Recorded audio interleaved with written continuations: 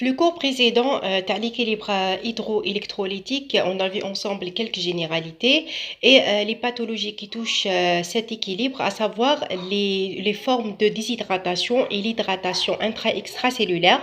Maintenant, on passe à la dyskaliémie et les dysnatrémies. On commence par l'hyperkaliémie qui est définie biologiquement par une concentration de potassium supérieure à 5 millimoles par litre. Cliniquement, il y a un risque cardiaque majeur avec de troubles de rythme, à savoir l'arythmie ventriculaire lorsque le potassium est supérieur à 6,5 et même on peut avoir l'arrêt cardiaque.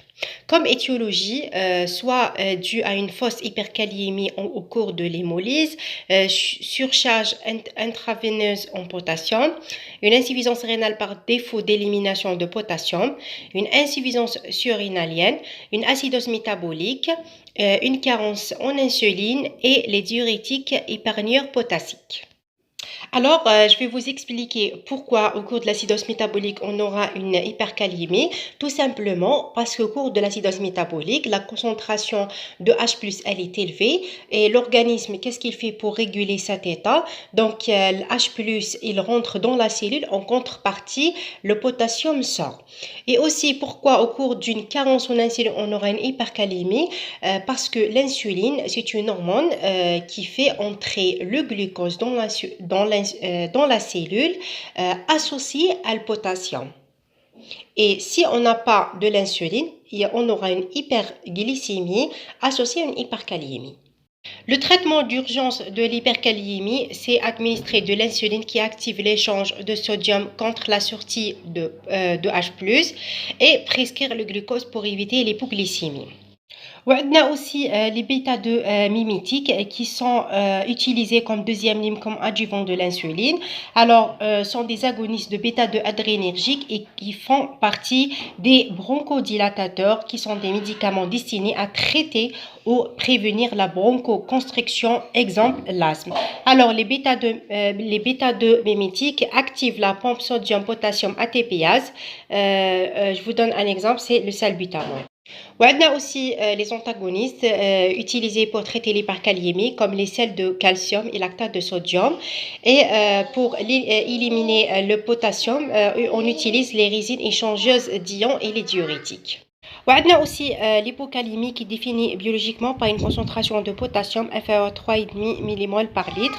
La gravité, elle est liée au retentissement cardiaque. Alors cliniquement, on aura des signes neuromusculaires comme l'asthénie, crampe, hypotonie et paralysée, et des signes digestifs comme la constipation et cardiaque comme la dilatation des cavités, tachycardie et modification de l'ECG. Parmi les étiologies de l'hypokaliémie, on a l'alcalose métabolique. Alors, l'alcalose, elle est définie par une diminution de la concentration de H+. Donc, l'organisme, qu'est-ce qu'il va faire? Et il va essayer de faire sortir le H+. En contrepartie, le potassium, il rentre dans la cellule. Ou l'insuline, qui maintenant, l'insuline, il fait entrer le glucose dans la cellule associée à le potassium. Donc, une hyperinsulinémie entraîne une hypokaliémie et aussi les bêta-2 mimétiques. On a aussi des causes digestives comme carence d'apport, syndrome de malabsorption, vomissement et diarrhée.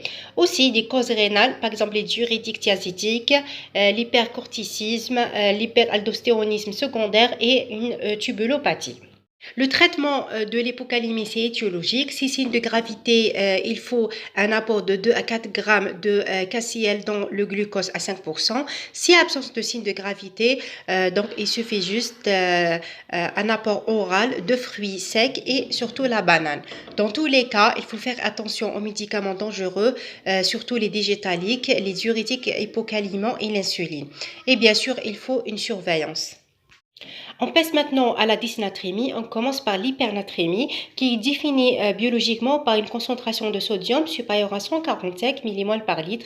Elle s'accompagne d'une hyperosmolarité plasmatique entraînant une déshydratation intracellulaire. Alors, comme étiologie de l'hypernatrémie, on a deux types. Soit elle est due à un déficit hydrique ou la inflation sodique par excès du capital du sodium. Alors, déficit hydrique par excès de perte au cours d'un diabète insipide, hyperventilation, hyperthermie ou la perte digestive, défaut d'apport au cours d'une hypodipsie ou adypsie et défaut d'accessibilité à l'eau. Pour ce qui concerne l'inflation sodée, soit elle est due à un apport excessif de sodium ou l'intoxication au sel, hyperaldostéronisme ou administration de fluides hypertoniques.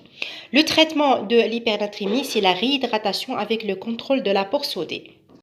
Pour ce qui concerne l'hyponatrémie, elle est définie biologiquement par une concentration de sodium inférieure à 135 mmol par litre. Il s'agit d'un désordre hydroélectrolytique qui est le plus fréquent au milieu hospitalier. Alors, l'hyponatrémie entraîne une hypoosmolarité plasmatique avec une hydratation intracellulaire. Deux cas où on a cette hydratation intracellulaire. Dans le cas des fausses hyponatrémies, qui ont une hyperlipidémie avec une hyperprotéinémie au cours du myélome et au cours d'une hyperglycémie brusque. وعلاش parce que l'hyperglycémie كما قلنا elle entraîne une déshydratation intracellulaire avec une dilution de sodium extracellulaire. وعلاش dilution parce que l'eau sort de la cellule vers le plasma et dans ce cas on parlera d'une hyponatrémie hyperosmolaire. Cliniquement, on aura des signes neurologiques, par exemple altération de la conscience, de l'agitation et même coma. La gravité de l'hyponatrémie, elle est en fonction de la capacité d'adaptation du volume cérébral face à l'hyperhydratation intracellulaire. Plus l'installation de l'hyponatrémie elle est rapide, moins elle est supportée. Si l'hyponatrémie elle est symptomatique et à considérer comme grave et doit être gérée comme urgence thérapeutique. Parmi les étiologies de l'hyponatrémie, on a l'hyponatrémie de dilution lorsque les entrées d'eau supérieures aux pertes avec un bilan sodé inchangé, c'est-à-dire le sodium il est normal. Exemple, l'hypothyroïdie, insuffisance surrénalienne et lithiacidique. Autre étiologie, c'est les hyponatrémies de dépilation lorsqu'on a perte au plus sodium mais perte en sel supérieure à l'eau due soit aux furosimides, les pertes digestives, cutanées et hypersudation. Maintenant, qu'est-ce qu'il faut retenir? Il faut retenir que l'hypernatrémie entraîne une déshydratation intracellulaire. Par contre, l'hyponatrémie entraîne une hydratation intracellulaire, sauf au cours de fausses hyponatrémies avec les hyperglycémies brusques. Les hyponatrémies ne signifient pas obligatoirement un déficit sodé et les hypernatrémies est généralement due à un déficit en eau et non à une surcharge en sel.